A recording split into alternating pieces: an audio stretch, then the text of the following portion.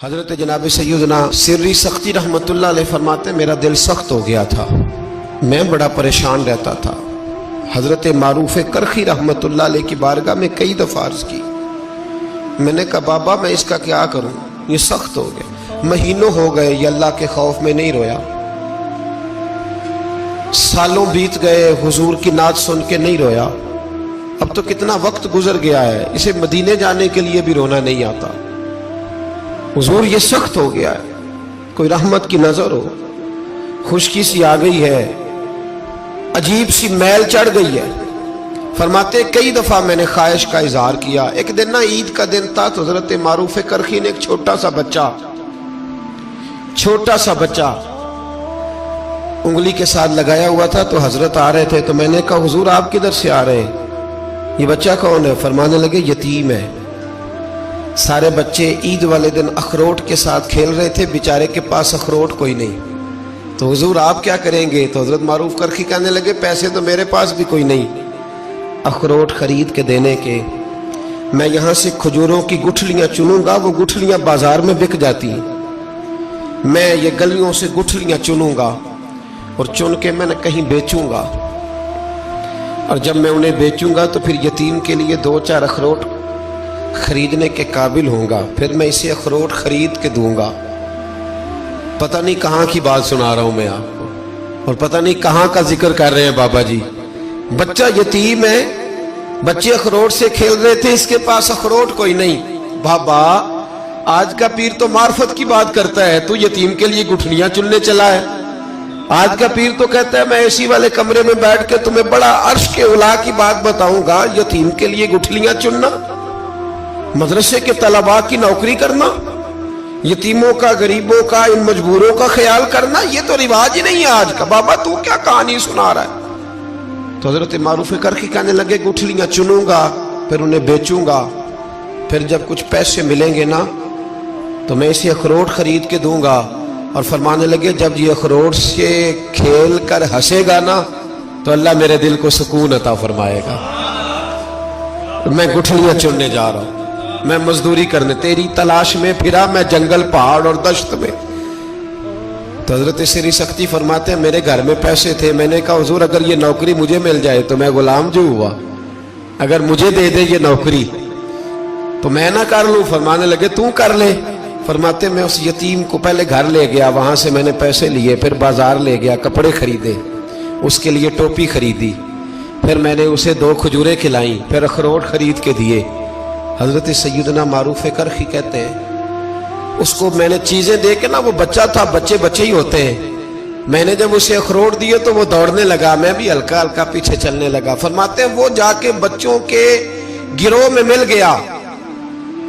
وہاں درجنوں 20 بچے کھیل رہے تھے، وہ مل گیا، وہ کھیلتا رہا۔ آپ فرماتے ہیں لوگوں اس دن میرے رب نے میرے دل کو اپنے قرب کی لذت بھی عطا کی،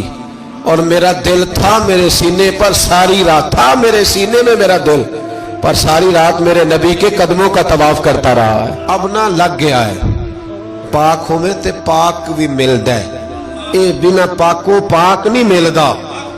سادے وجود نو تون دے نالوں اکو تولا ٹکڑا دل دا، دل لگا کے، دل لگ جائے تو پھر وہ لگ جاتا ہے۔ آپ یقین کریں لگتا ہے تو مزہ دیتا ہے، اور جب تک لگتا نہیں پھر کوئی بھی کیف سرور حاصل۔ امام زین العابدین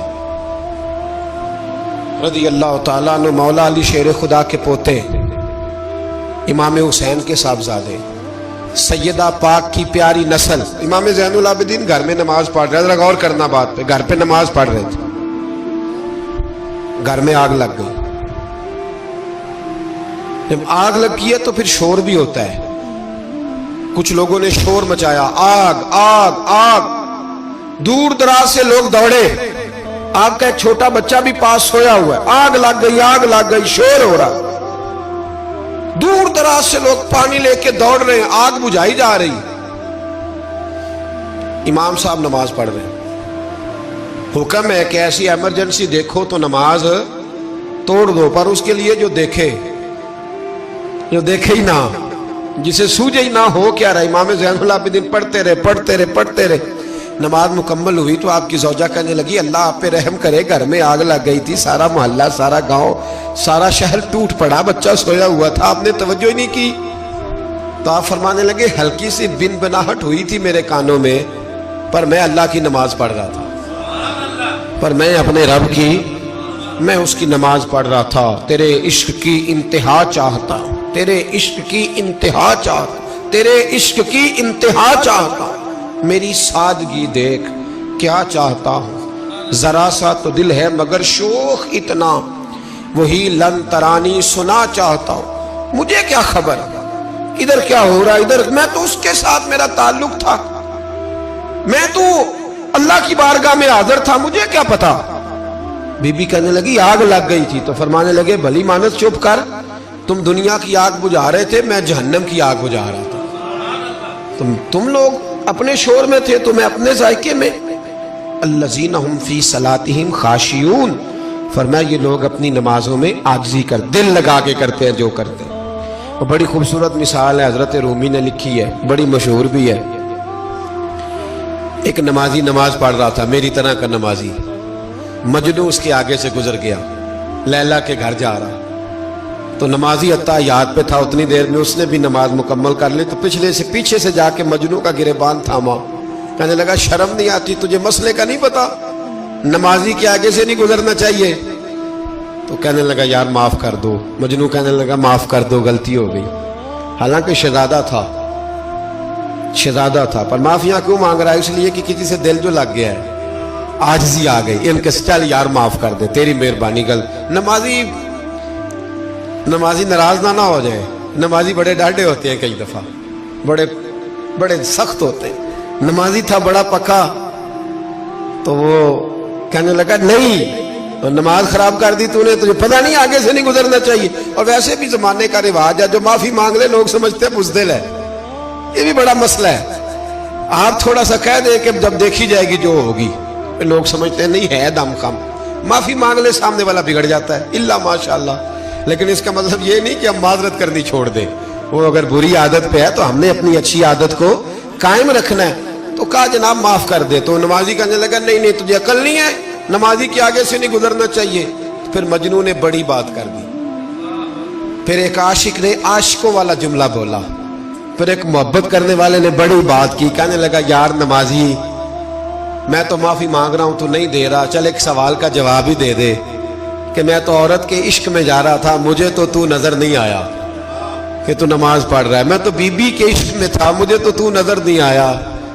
تو بتا تو رب کے عشق میں تھا، تو مجھے کیسے دیکھ رہا تھا، میں تجھے کیسے نظر آیا، حالانکہ تو اللہ کے عشق میں کھڑا تھا، مالک حقیقی کی محبت میں تیری میرے اوپر نظر کیسے پڑ گئی، میں تو عورت کے عشق میں تھا۔ اب نمازی صاحب شرمندہ ہو گئے، مجنوں کہنے لگا آج کے بعد جب رب کی بارگاہ میں کھڑے ہونا نا تو والذین آمنوا اشد حبا للہ، پھر نماز کے لیے نہیں اس کے پیار میں بھی کھڑے ہونا، دل لگا کے کھڑا۔ دین کی بات پھیلانا صدقہ جاریہ ہے، ثواب کی نیت سے ویڈیو کو شیئر